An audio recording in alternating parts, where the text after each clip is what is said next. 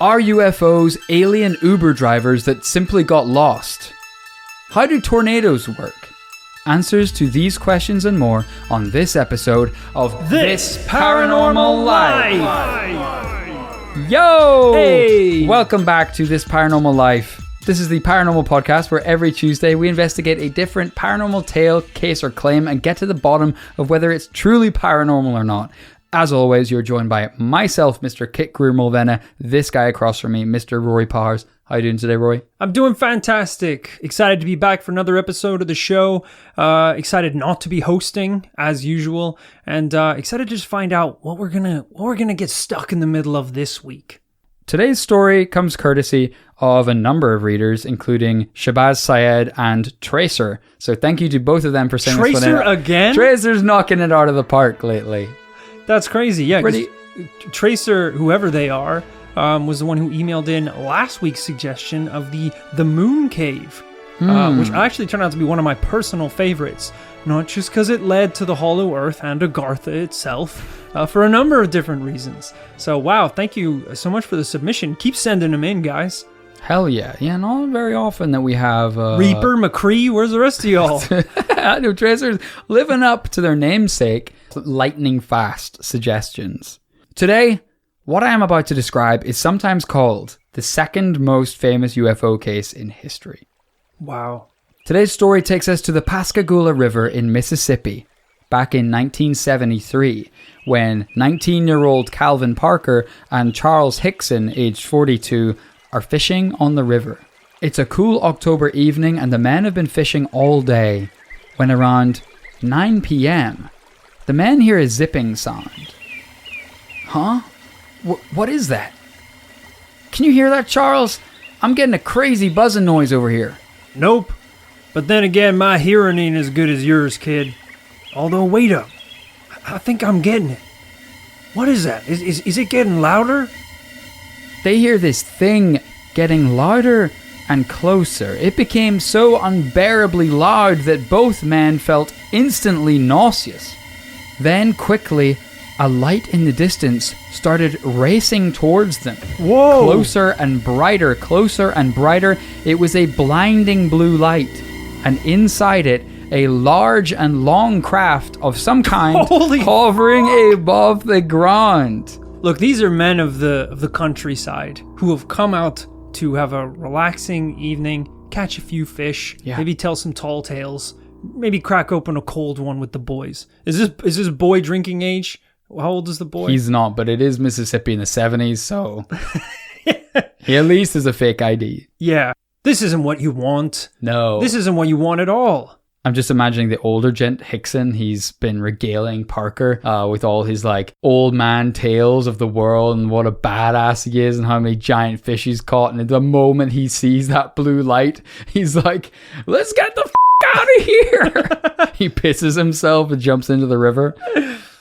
Yeah, this is intense. This is the equivalent of going out to get some chill breakfast at Starbucks and your muffin explodes and your tea is acid. Right, you didn't ask for any of this. What you wanted to be a very relaxing time has become quite stressful very fast. Yeah, I'm like if that happened to a skydiver, it's like, well, you're a thrill seeker. You kind of wanted to live on the edge. Yeah. No, this is going to a spa day and then the jacuzzi gets a mind of its own and starts pumping out 10 times the power of water.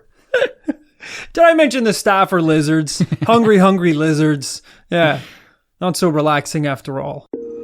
They watched as a hatch opened and what the men described as 3 robot-like aliens exited the craft. Wow. They were around 5 feet tall and completely grey.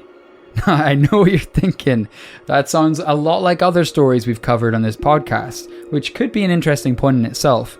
But these were somewhat different from other UFO encounters. For starts, they had claws for hands. Wow. Okay. I think at one point these were described as like a lobster's claws. They had no neck, small slits where their eyes and mouth should have been, and their nose and ears were sharp and pointy. Wow, okay, yeah, this is very different. Most bizarre of all, instead of 2 humanoid legs, the men claimed that their legs were joined together like a single pedestal and that they glided along the ground floating.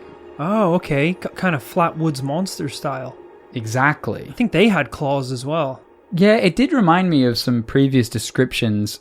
Definitely a bit more rare, but it's very interesting to get these little nuggets of information, because whilst it's interesting if they match other stories, because it could be a real type of alien, it's also interesting when they differ and are that much more believable. Definitely. Before they know it, in a haze of recollection, next the men find themselves on board this spacecraft being examined by these otherworldly beings. Although terrified, they seem to have no control over what was happening. Parker would later say, "I was kind of numb and went along with the program." Then, poof, they were back at their fishing poles. The men scrambled into their car to try and regain their senses and wits, to calm their nerves. Parker turned on the radio for some distraction as Hickson reached into the glove compartment for a bottle of whiskey, which he started drinking. I didn't even embellish that bit of the story. That is what he did. That was a terrible idea. Parker looked at Hickson. "What do we do now? Jesus Christ, I don't know about you, but I want to forget all of this. All of it. Nothing leaves this car." "We've got to go tell the sheriff. That's what we're going to do. We don't have a choice, Calvin. We've got to find out whatever the that was." Parker knew that Hickson was right, and they drove to the sheriff's office. As it happened, the police were not surprised to have more visitors that night. By the time the 2 men arrived at the sheriff's office, several people had already reported sightings of UFOs that night. Wow, okay, this is what we like to see. One person described what they believed was an experiment near the local Air Force base. Another mentioned something that looked like a helicopter. This clearly strengthened Parker and Hickson's resolve in telling their story. I mean, it's pretty much the dream scenario. If you get probed by a 5-foot grey, the last people you want to tell are the police. They're going to ridicule you. They're going to disbelieve you. They're going to tell you to get the hell out of their office, basically. So the best result you can possibly hope for is you get in line at the police station. They ask you, "How can I help you?" And you say, "I'm not really sure how to say this, but I've been abducted and probed by an alien." And they go, "Take a ticket and get in line, buddy. We've all been probed." Yeah, the thought of this man and this boy outside being like, "Look, this is gonna be a difficult conversation. These are old school God-fearing men, but I really think we can win them over, and we have to just be honest and tell them what happened, and hopefully they'll believe us." And you open up the door, and like there's a line of people. Some of them are covered in goo. Some of them have like tentacles coming out their ass. It's like some of the aliens with the pointy nose are in the queue. You're to rat on humans.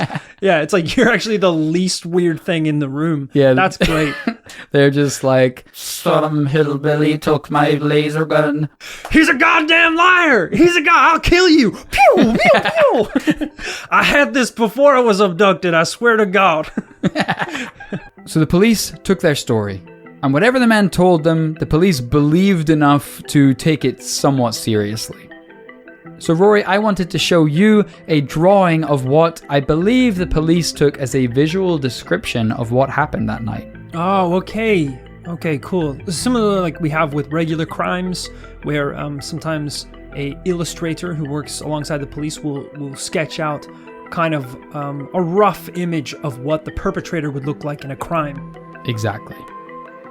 All right. Jesus Christ. So scratch that. They've drawn a little Stretch Armstrong. They've drawn the blueprints. They've drawn the blueprints to the alien craft. Yeah, this is not what I was expecting at all. As I said, typically if it's like a Caucasian male with a mustache and maybe a light scar under his eye, they'll come up with something like that. This is the drawing of a space egg. Right. With actually a lot of information and measurements on it. And then a sketching of what looks like a troll doll with slinky arms. Not a lot of like definition on the humanoid alien.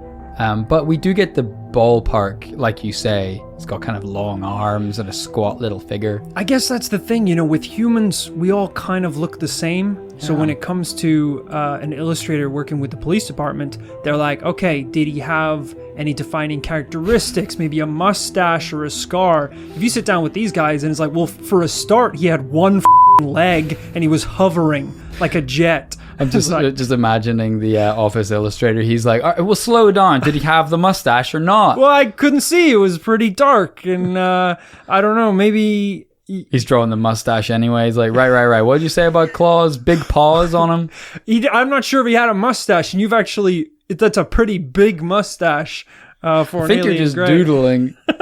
There's no time to focus on facial expressions because he has a goo body, pale white skin, and what they're saying is elephant feet.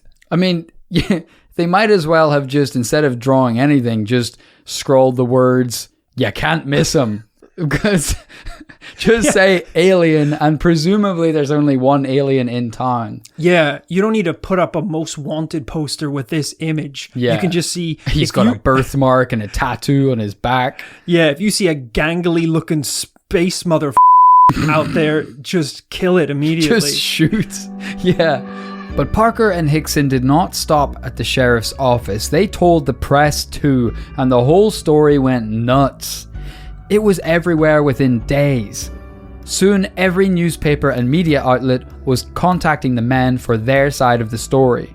They even got an agent to help promote themselves. Oh boy. Was that bad? Rory seemed to be grimacing in the background there. Look, we've done a lot of investigations into UFOs before.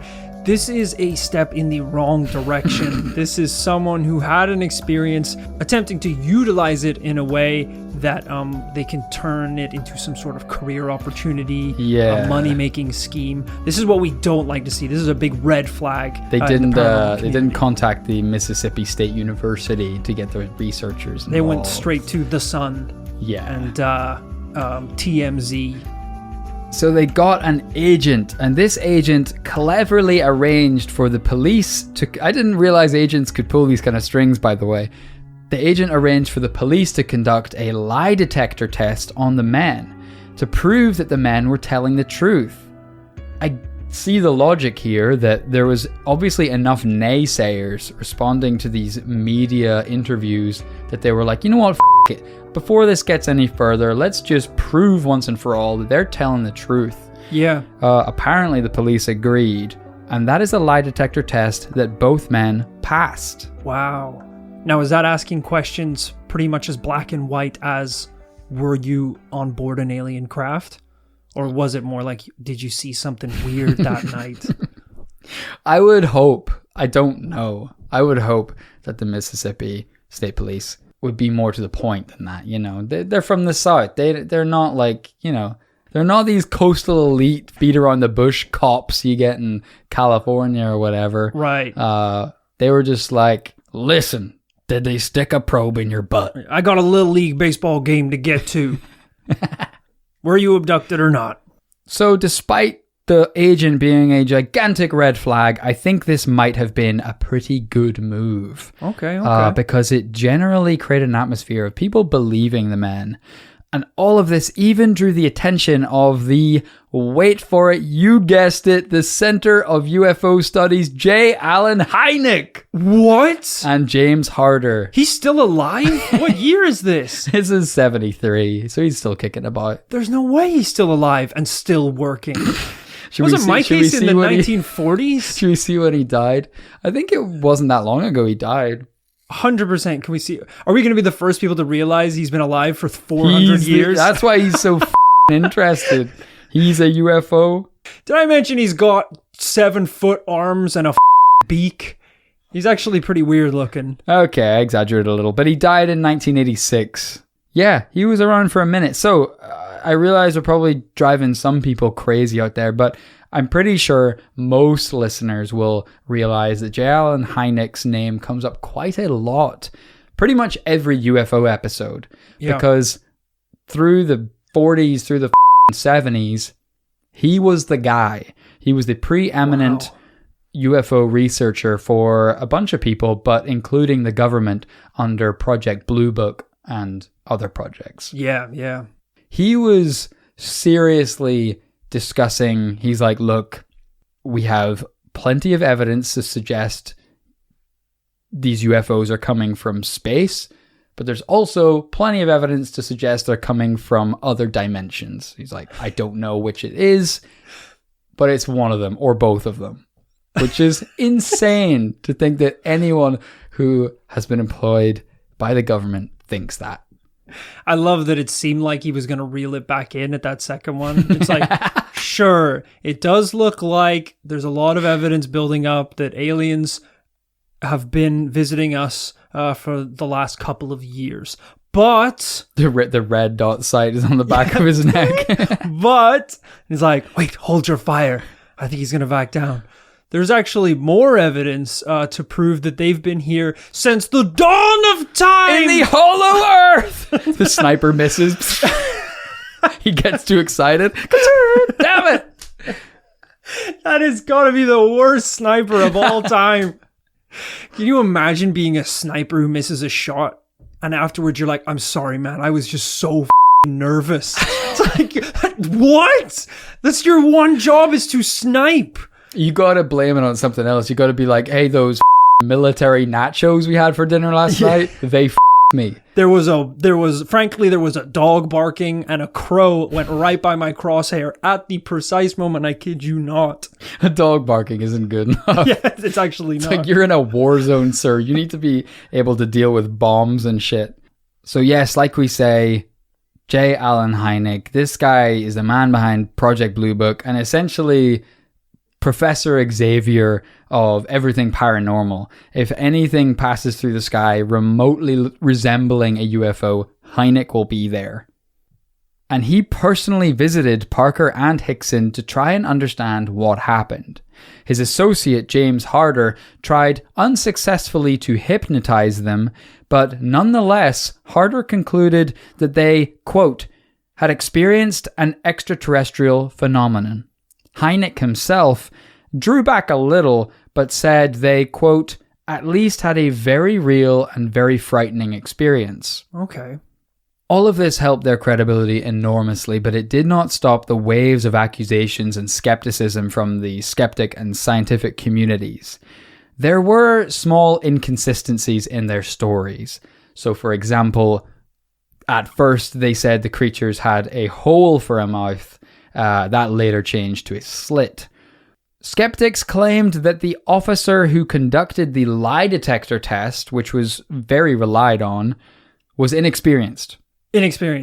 4 foot and grey.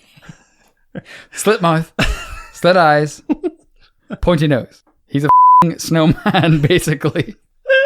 And that might not have been that interesting on its own, but Hickson did refuse to take another lie detector test from a more senior officer. I don't know what is going on at this police precinct, that they're just taking orders from whoever. Yeah, it seems weird, doesn't it? But interesting that he wouldn't do it again. They also pulled up some of Hickson's past, including him recently being fired for scamming his old colleagues out of money. That's not good.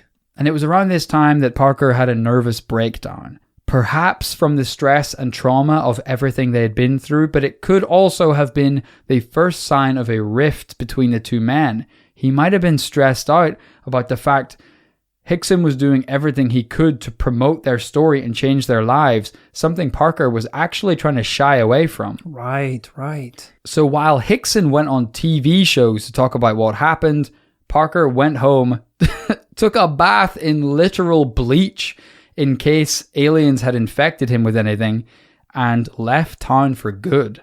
What? Yes, it's bad for you. Right? Very bad. I thought you weren't even supposed to touch bleach with your bare skin. He probably diluted it, maybe just had got in, rinsed himself off. I don't know. Jesus. Okay. Sounds painful though. Yeah, it does. It seems like shampoo's pretty sore when it gets in your eyes. Yeah, if I get even a little drop of herbal essences in these bad boys, I'm crying for an hour. Yeah, you're not like the woman in the advertisement, basically having an orgasm in the shower. No. You're like, oh! Yeah. It's not the ad. There should be like a man version of that. Right. Where it's just like, he's just, because it looks really nice when the girls are doing it, but there should be like a dude version where he like puts in some like Head and Shoulders and he's like, oh, aggressively. Yeah, just like, That's so disturbing. Because in the women's one, there's like tropical birds flying around. She's like, she is Mother Nature. She's Gaia. She's Eve in the Garden of Eden. Yeah. Whereas he would just be like a sailor at sea for 6 months on a Navy ship in the bathroom jacking off. The advert just ends with him in the shower, like with a cigarette, like, and then it just shows the product. Lombardi for men. Oh, we shouldn't be associated with that. Of the dead. Oh God. Wasn't it Lex Shotgun Blast who had his own? No. Yeah. Who was it that had his own fragrance? Yeah, I think it was Lex. Was that Lex? Yeah, he had his own fragrance. I think the catchphrase of the advert was, "Is that so hard to believe?" I love it. Oh, I miss Lex Shotgun Blast. Hopefully he makes a comeback. Yeah. A bit like Admiral Floating Gun. Yeah. Did he get promoted? I thought he was a colonel. Yeah, he did. There's a star and a gun now floating.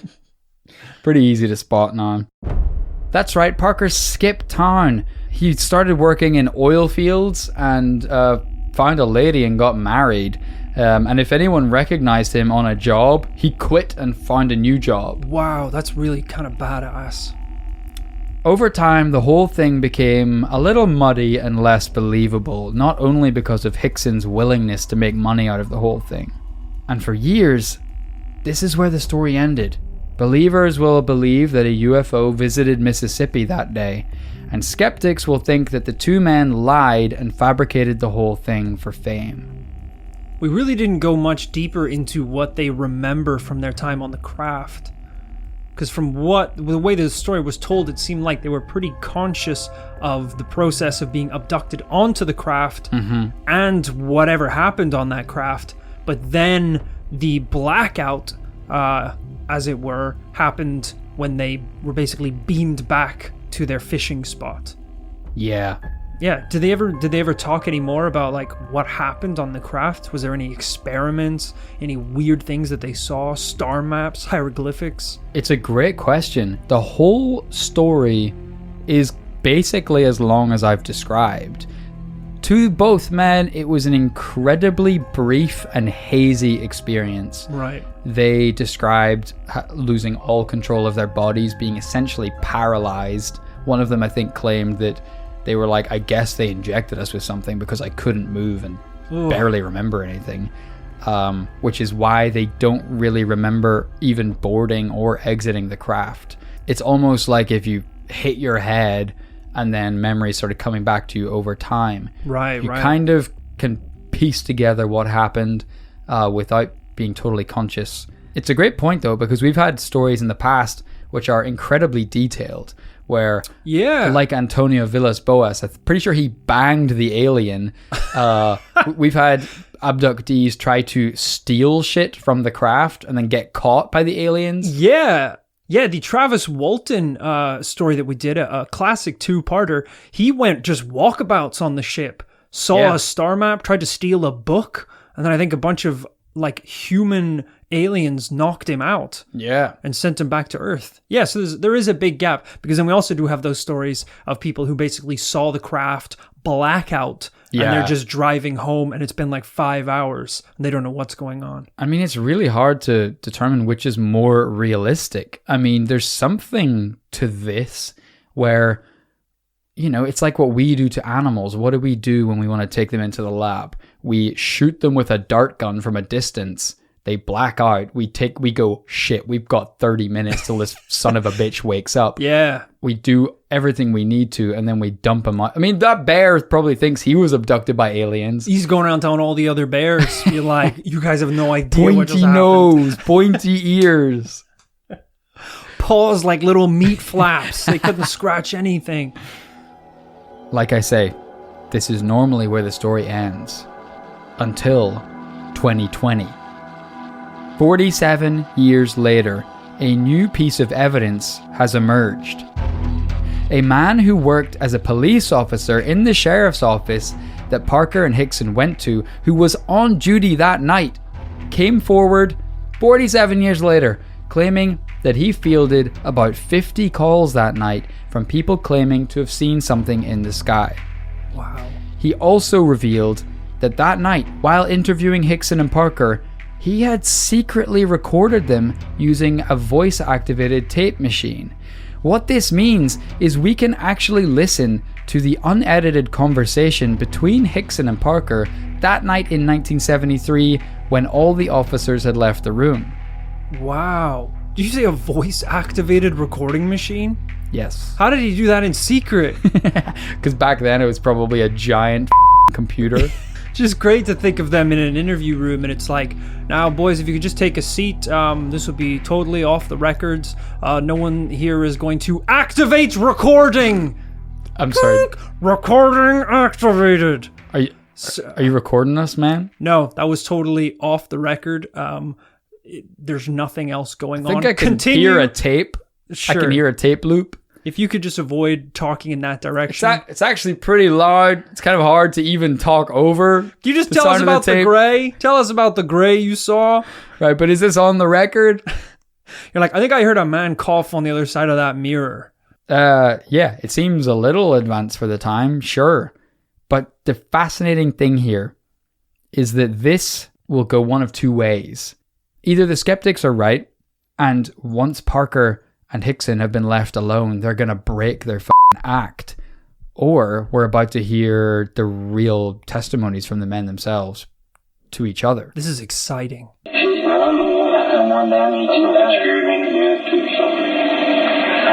just laying there crying right now. I can't tell so that it's something that you can't get over in a lifetime, see. Jesus Christ.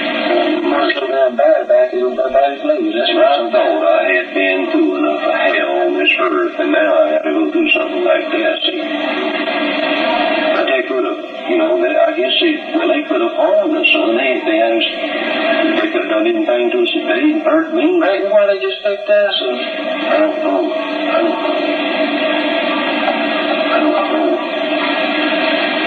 So I've just played you a tiny clip of what is actually an over half an hour of raw audio from that interview room. As you can tell, I don't know if you picked anything out. Incredibly bad recording. Yeah, I'm going to need a transcript for that one, I think. Because it's the 70s. I think I maybe heard Hell on Earth at one point. It seems like this voice-activated recorder was lodged somewhere like underneath their asses in the chair or something. It seems like the kind of thing that was probably tried to be discreet, but due to its size, was probably under a comically large hat. Like an absurdly large hat. I'm not surprised if that entire conversation was like, all right, can you tell me what you saw that night? Why is your hat so big?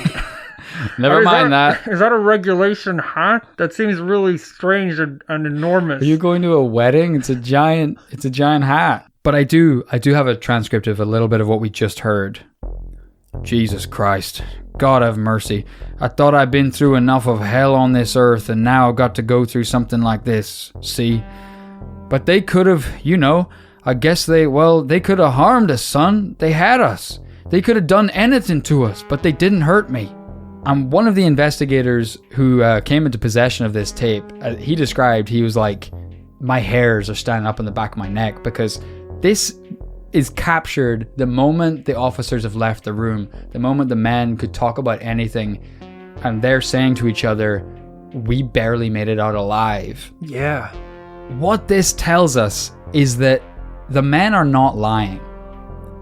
Whether what is going on today is paranormal or not is up for debate, but the men were not bluffing. Yeah, it seems like whatever happened, they genuinely believe that they were abducted by aliens. What are some of your thoughts about what's going on so far? We're seeing a lot of things we like here. We're seeing, two guys, when they're off camera, still continuing with their story. This happened on a night where there were a number of other witnesses of UFOs. Yeah. There's just I don't know. I'm missing the heart of this story. I'm missing that little bit that really pushes me over the edge. I mean, it is a little strange getting an agent to help you deal with the press you're getting off the back of an alien abduction. I mean, but then again, we do have half of the party involved basically wanting to disappear completely, which, that sweetens the pot a little bit. I don't know. This is a really weird one. What a strange story. It is. And I think you hit the nail on the head before when you say you're missing the heart of the story. And that is because what happened was so brief and lacks so much substance. We have basically, a lot happened, but basically these guys caught a fleeting glimpse of the most amazing thing to happen to a human ever. Yeah. And now we have to decide whether it really happened or not. Yeah, because even in the other cases, like the Cash Landrum case, where the floating diamond came down, it was a kind of a similar story where there was a blackout period where they don't really remember what happened on the ship. But afterwards, people's hair fell out. People had radiation poisoning. There were physical consequences. Yeah, they were also describing the physical properties of this craft in huge detail, and it left imprints in a lot of different parts of their lives. This is a pretty clean-cut case. They came, they abducted us, they threw us back down, and now we're here telling you. It's a professional job. Yeah, it's actually a pretty clean job. As always, and I would be remiss if I didn't mention them, there are a couple of potential explanations for what happened that are not paranormal. Some people have suggested that the whole experience that Hickson described sounds like a waking dream state. The state right before sleep when you can experience hallucinations. He claims to have been paralyzed by these things, which could have just been a sleep paralysis. Even the way he described the ship as a bright blue light with its buzzing noise, these are all apparently characteristics of a waking dream. Not to mention, just 1 month after the abduction, the men were on a TV game show and Hickson said Parker had been unconscious the entire time. Is it possible? What? What do you mean? So Hickson said that, because Hickson really took the lead in a lot of this, and Parker was the guy who disappeared. Right. And Hickson claimed in that first month afterwards, he said, well, that's partly because Parker was like unconscious the whole time. He was like, I'm the one who kind of saw everything happen. Got it. Right. I thought you said he was unconscious the entire time he was on the game show. And I was like, how is that even television? Why wouldn't somebody help him? They're taking me again. Yeah. It's like, you can just say if you don't know the answer to the question. I feel them. They want me back. All right, question of the night. What do you call a warm drink popularly caffeinated and consumed across the countries? Question to Hickson. Oh, they're coming again for me. Oh, I'm losing consciousness. Okay, Hickson, we're going to have to pass on the question if you don't know the answer. I definitely know it. Do you guys not hear the buzzing? Oh, I would say you have a buzzer and we don't hear it. You haven't buzzed into a single question. I want it on record that I know the question. I probably could get it, and I could probably actually win the Okay, you got jackpot. 5 seconds. We're going to pass on the question. Oh. 5. Oh, I feel like these are unfair circumstances to put on your guests. 1. If you wanted me to lose mid-abduction. Put it over to Parker. For sake, man. He's asleep. Okay, back to Hickson. Parker is dunking himself in bleach. All right. Where'd he get that? The other possibility, my friend, is that they were both on LSD. Right. I guess that's the possibility of every single one of our cases. That's right. It has been posited that, the man described this hazy, bizarre, blinding lights, crazy noises situation where they both eventually black out, have a terrifying experience, and wake up again, seeming to have both shared some kind of trip, whether it's physical or mental. Right. That could be, maybe they didn't want to say that that's what they were doing out by the river that night. Yeah. And, maybe you could convince yourself, maybe if you're them, you could convince yourself that can't have been the drugs. I've smoked weed. I know what drugs do. Drugs don't put you on an alien craft, yeah. But maybe it did. Yeah, that's a really good point. That does seem like more of an extreme version of I don't know, taking a substance like LSD, usually you would see something pretty weird, not be 100% convinced you were taken to space on an alien craft. Yeah, but, we've got an extraordinary case which requires an extraordinary explanation. And extraordinary evidence, which we don't have. That's very true. The evidence portion of this case is lacking slightly. Yeah, I was sure I had more, but here we are. But Rory, we mustn't mess around. We gotta come down to a conclusion at the end of every show. What does this case say to you? Does it say paranormal or does it say not? I'm gonna keep this one short and sweet. In cases like this, it is already tough to convince me and our audience as professional paranormal investigators that something like this took place. If the two people involved are themselves disagreeing, it seems like, on the events that happened, that's a big red flag for me. Getting an agent involved, talking to newspapers, going on game shows, that's another red flag for me. I don't think this case necessarily has the evidence that I need today to be convinced that it is truly paranormal. So it's gonna be a no. It's gonna be a no from me. More than fair. I think, sadly, whenever I was researching this case and I reached J. Allen Hynek, the great Hynek Meister, when I reached his conclusion about this case, I think something in the back of my mind knew that I too would think the same thing. I believe that these men experienced something terrifying and traumatizing, but he stopped short of saying that they experienced a UFO and a paranormal event. I do admire the optimism of opening the podcast with saying that this is the second most convincing UFO encounter I didn't of say all convincing. time. I'll ask you to be more correct and accurate on the record. I said famous. I think you said second most famous. Borderline. If you don't believe this, then Right. It's over. You said I'm so convinced. I did say that before we started recording. Before the mic turned on the mics, you're like, I'm so convinced that you will say this is a double yes. Yeah. I bet you gave me the keys to your car. Yeah, bro, but that was off the record. That's not. I was like, I don't even need a car. And you were there's no way you're getting those keys. There's no way you're getting this keys. I don't want the keys. I've tried to make this very clear. Listen, I see you looking at the keys. You're not getting them. I don't want your car. It was almost weird. Who wouldn't want? You don't want my car because it's a bad car. You're turning your nose up at the car. You don't want my car. It's a fine car. You don't want a 1994 novelty colored clown car? You don't want the clown car? No. It's all I could afford, okay? So I would appreciate if you don't rag on the clown car. I went to the dealership. He said, "What's your budget?" And I said, "I'm a podcaster." And he pointed me at the clown car. But it gets me from A to, well, it doesn't because it breaks down all the time.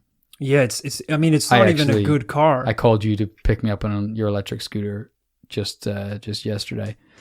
Yeah. So you're saying you don't want the fucking car? I don't want the car. Nobody should have that car. I think he was more trying to make a joke about podcasting being a clown's profession. I don't think he ever even thought you were going to actually put an offer down on the clown car, which was quite generous, by the way, because I think on the bonnet it said like $450. Yeah. And I think you got a second mortgage.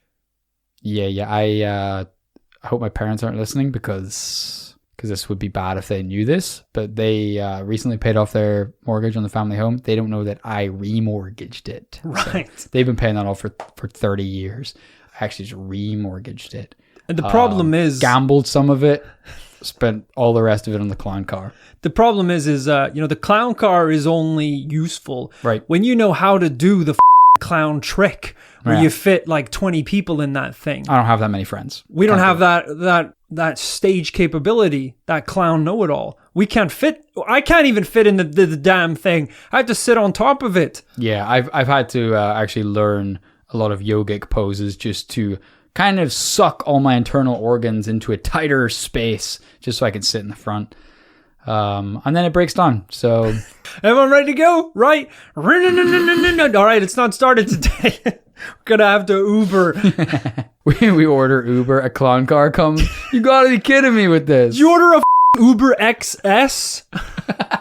There should just be like Uber everything. Uber scooter, where guy comes and picks you up. I thought you were just gonna say like Uber shower. You just did a workout outside. A guy just comes and like puts a shower head over you. Or just like, it's like, oh, I really need to shower. You like search and it's like, oh, this dude will let me in and I can go use his shower. So grim. Do you have any Lombardi shampoo, sir? Oh! Hey, it all comes full circle. Boom! It is a double no, though. Seriously, it is. Thank you so much to Shabazz Syed and for Tracer for sending that one in. I loved investigating that one. It was so close. I was ready to say yes, but it just wasn't happening. But if you disagree, remember to email us, thisparanormallifepodcast@gmail.com, with your thoughts, with your opinions, with more suggestions. Tracer, we're looking at you. We're looking for that home run, for that hat trick, the 3rd episode. Deliver the payload. We hope you have enjoyed this episode of This Paranormal Life. As always, if you cannot get enough of This Paranormal Life, remember to head on over to patreon.com/This Paranormal Life, where for around $5 a month, you get access to a whole host of bonus episodes, full-length investigations that are too hot for TV. Above that, at $20, you can get your commune uniform, the This Paranormal Life, Not a Cult t-shirt. I don't know why we have to keep saying it. Everyone knows at this point that it's definitely not a cult. It's like a legal thing. You'd be surprised when you're shipping around the world. A lot of countries that, I'll be honest, have been told that we're a cult. They want us to. They need us to say it out loud. We are not like a cult. Verbal declaration that we are not a cult. We are not a cult. We are definitely a cult. Not a. Sorry, you got it wrong. Kind of biffed it on that third one. Yeah. But 2 out of 3 ain't bad. That's the kind of thing that's messing us up. 2 out of 3 ain't bad. This is me at the airport security. All you had to do was say it 3 times. He tries traveling business or pleasure cult activities. I mean pleasure. I mean business. Sacrifice humans or no, just regular pleasure.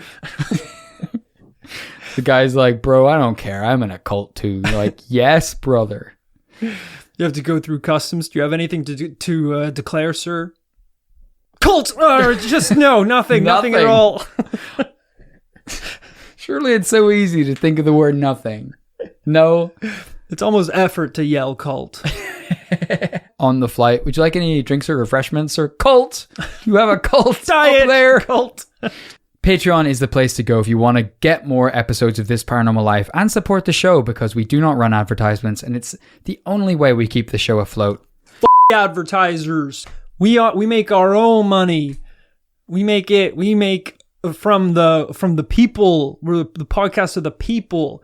I don't need your Squarespace, your MeUndies, your friggin' Casper mattress fortunes. We say what we want, we do what we want, and that's what makes this podcast great. But if anyone out there in supporting the Patreon, if they do have a Casper mattress, I would like it. I need underwear as well. I need fresh new underwear, please. So MeUndies. And we don't have a website.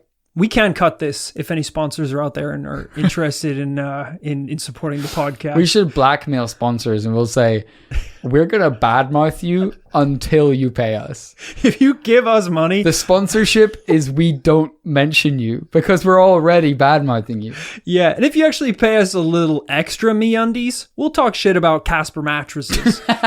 We'll badmouth other companies. They're like, we own all these companies. What? This is me on the phone to one of the Apple geniuses at the Apple bar. If you pay me money, I'll talk shit about AirPods. We own AirPods. The Apple Watch, then. HomePod. There's no way you own HomePod. And if you haven't tuned in for a while, you might have missed that we have launched a YouTube channel. Guys, that is where we are posting highlights. This is the best of This Paranormal Life in video form with cameras facing our faces right now. Yeah. Captured for the first time, put on YouTube.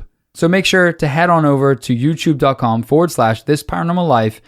Hit that subscribe button, hit that bell so you get notified whenever we drop a new video, and check out the best bits and hang out in the comments. You're going to want to see this video, guys. This is the video equivalent of scientists slamming a microscopic camera 200 feet into the hot ground and revealing the face of 2 prehistoric beetles that have never seen sunlight. That's the kind of look that we've got going on in the studio right here. And that's something you don't want to miss. Yeah. That's something you don't want to miss at all. And as always, the links to everything, YouTube, Patreon, socials, the works are in the description of this podcast. So open your podcast app. Including my socials, actually. I'm going to throw mine in there. Really? Because we talk like a lot about like, oh, you know, support. That's kind of a good idea. Support the YouTube channel, support all this stuff. No. Support Rory Has Powers on Twitter. Okay. That's where I actually need that MeUndies. I need the MeUndies specifically. You want it specifically? Yeah, I don't think want that's it specifically. how it works. I didn't have to be part of the podcast. Sponsor the podcast. I just need underwear, dude. Well, if you're up for it, yeah, I'll plug my own socials in there. No, we don't need to. We don't need to because through mine, like they'll probably find yours.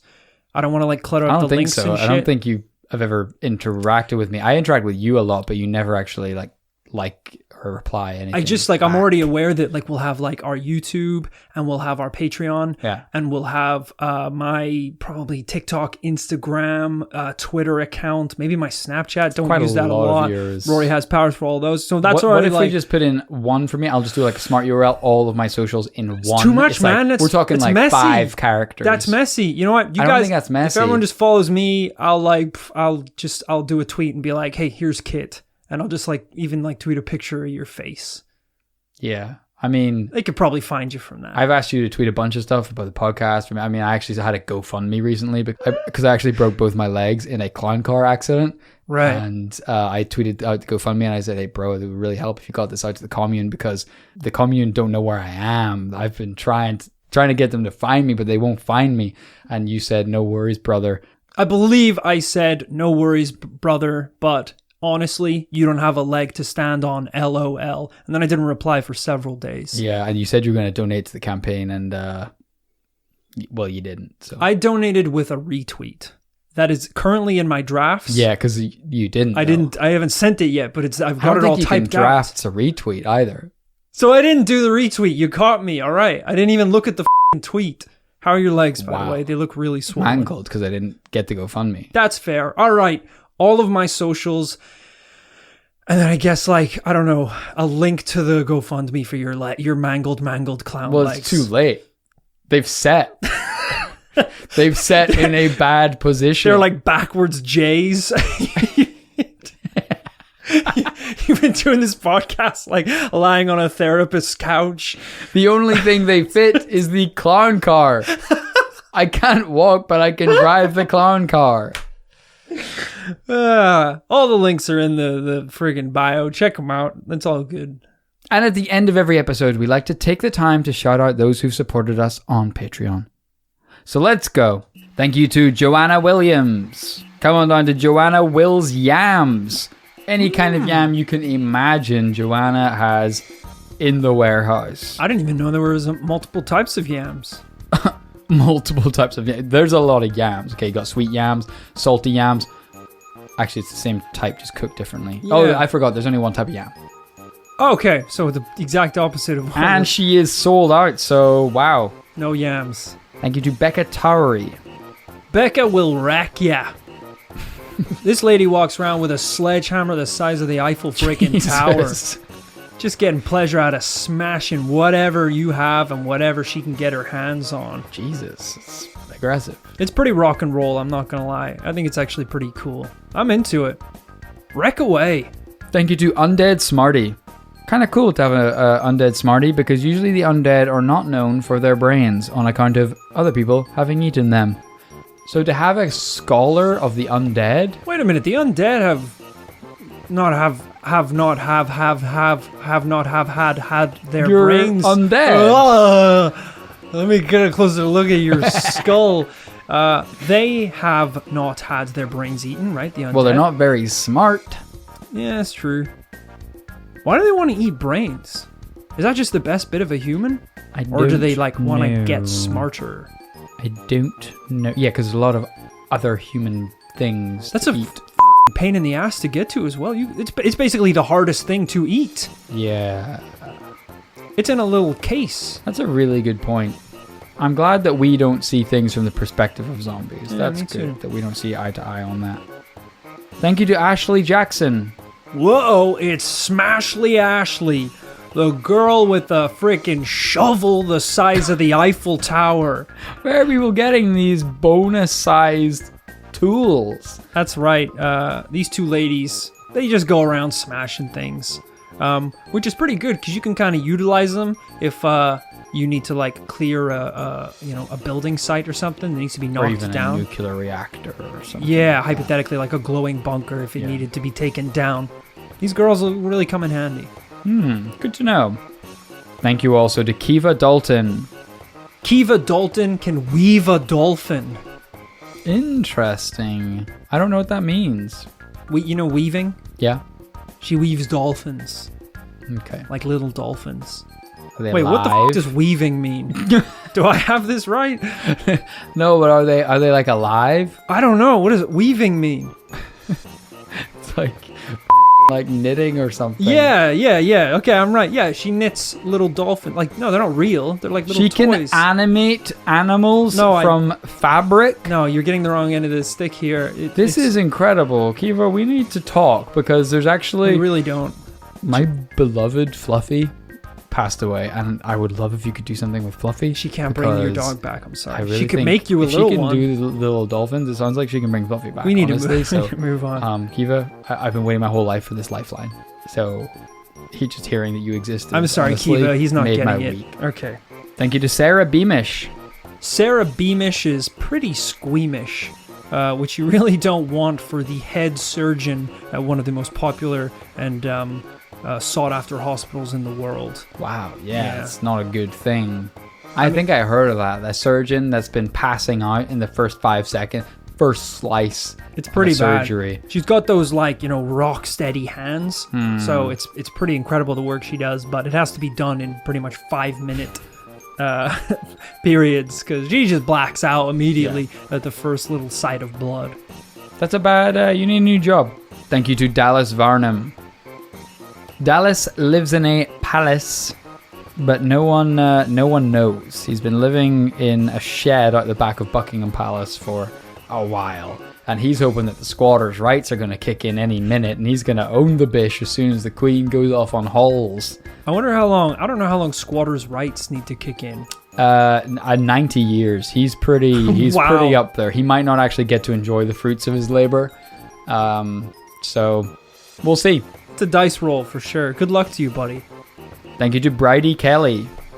Whoa, look out for Mighty Kelly. 2 fists the size of the Eiffel Tower. You're right, brother. Interesting. Smashing everything they can get their giant hands on. Are these women megazords or something? How do they have fists the size of one of the largest landmarks in Europe? I'm just going to say right off the bat, they really weren't that angry or powerful until the arrival of the glowing bunker. Oh, that's been a lot. It could be some side effects, but I'm glad to see they're kind of trying to harness their anger and power for good reasons, aka smashing things. Thank you also to Meta Freak. You know what they say? Meta in the streets, freak in the beats. Ooh. Meta Freak lives in a beetroot patch. Oh, no, I thought you were going to say he's like a DJ or something, like in the beats. No. He's been camping out squatter style in a beetroot patch. Kind of a weird place when you think about it. Nothing to really earn or own. Yeah, what are you claiming, the What beetroots? are you using as shelter? The beets? I mean, pretty tasty or something, but I have a strange feeling they're going to outlive us all. Thank you to Adam Burke. Adam Twerk. He's got a butt that just won't quit. I mean, literally, this thing is shaking like a washing machine. God. He cannot get it to stop. It's like one of those people that have been like hiccuping for 10 years. Oh, no. He's been twerking for 12 months straight. It's really affecting his social life and his sitting. So just best of luck to him, really. Wow. I hope it all twerks out. Sorry to hear that. Thank you to Foolish Overlord. Look, there is not room for another foolish overlord in the paranormal commune. Those 2 positions have been filled. There's arguably 1 too many. We've already got 2 for Christ's sake.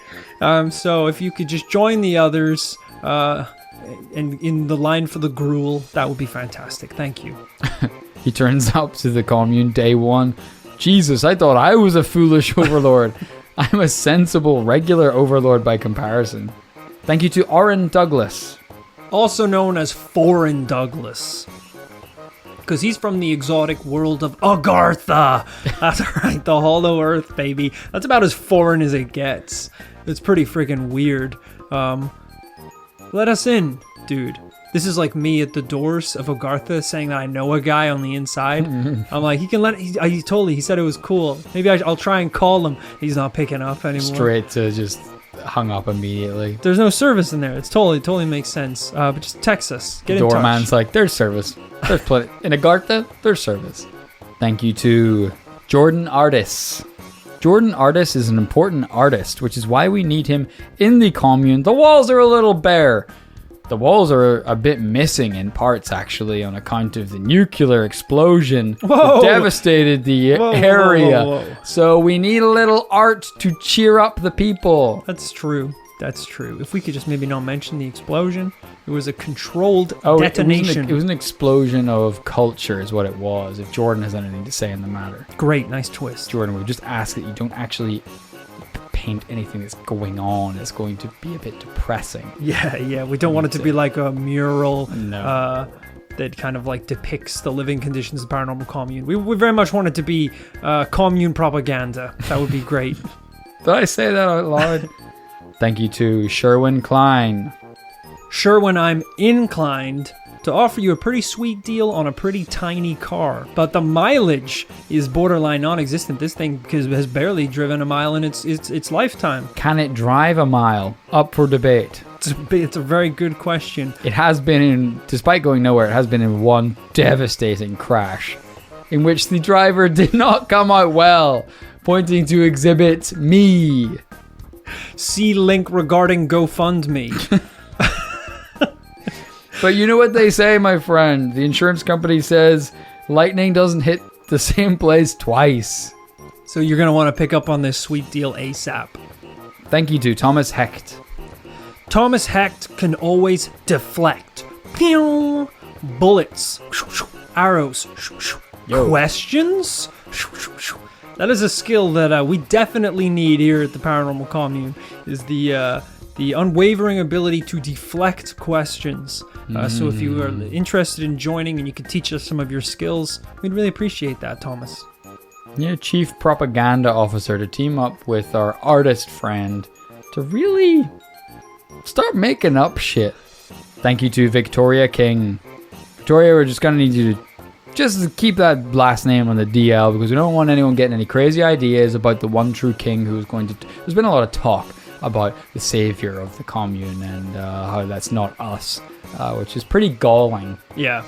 So we just don't want anyone getting any ideas about some kind of messiah figure. We're gonna just change that name. Which, granted, you do fit the prophecy. You do absolutely in every description of you. You are the chosen one. Yeah. We shouldn't have had that mural painted because it's pretty heavy on the Messiah part of the prophecy and not the actually pretty dope living quarters that we built to start the place. Thank you to Chloe Howson. Chloe, who has now, of course, been nicknamed Glowy Chloe on account of being in the bunker when the controlled explosion took place. Oh, dear. She is bright green. She is almost blinding. I think it is dangerous to even look at her. She needs an eye mask to sleep at night on account of her own blinding presence. Which actually sounds kind of beautiful. It's a painful existence, but it sounds pretty beautiful. So I hope you're doing good. Thank you lastly but not leastly to Darius Aitkenhead. Darius, I think I'm going to marry Chloe. Will you marry us, Darius? She is literally the light of my life. Because I saw her and I saw no more. So if you could just, Darius, just walk me up to the altar and don't look at her. Yeah. You too will go blind. And if you, I mean, I bought a ring, but I mean, Jesus, the whole thing is going to melt if you put it anywhere near her. So maybe just, I don't know, smile or like wave at her or something. That can be like, I can't, because we can't also, you can't even do like, you may now kiss the bride. Right. Because I will cook. in her beauty and radioactive. But it'll be the happiest and last day of your life. Yeah, it's gonna be great, Darius. Thank you to everyone we've shouted out today and everyone we are yet to shout out. Thank you for being so patient. We are getting through our list of names. We will be back next Tuesday, as always, with a brand new paranormal tale. We'll see you then.